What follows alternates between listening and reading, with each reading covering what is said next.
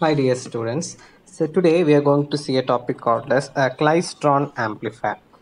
So klystron amplifier is a specialized linear beam vacuum tubes that was invented in 1937 by an American electrical engineer Russell and Sigurd Varian.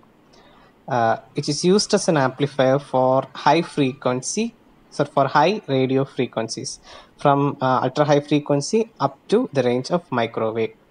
So low power klystrons are used as oscillators in terrestrial microwave relay communications links, while high power klystrons are used as output tubes in ultra high frequency television transmitters, satellite communication, as well as in radar transmitters.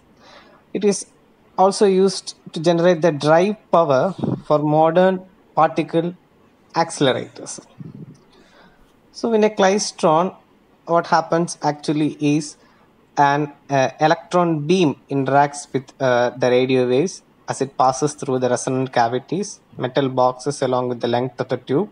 The electron beam first passes through a cavity to which the input signal is applied. The energy of the electron beam amplifies the signal, and then the amplified signal is taken from a cavity at the other end of the tube.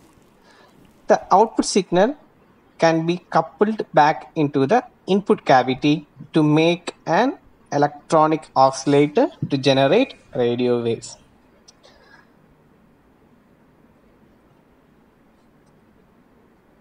So the klystron amplifies the RF signal by converting the kinetic energy in a DC electron beam into radio frequency energy.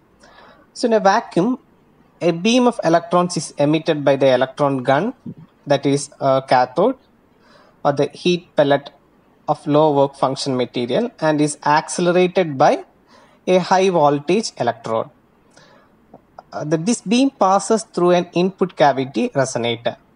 So the radio frequency energy has been fed into the input cavity at or near at its resonant frequency, creating standing waves, which produces an oscillating voltage which acts on the electron beam.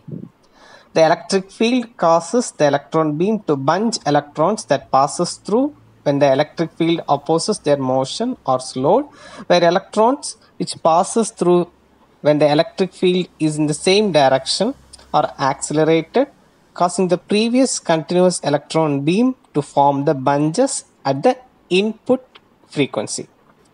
To reinforce the bunching, a klystron may contain additional cavity called as a buncher cavity.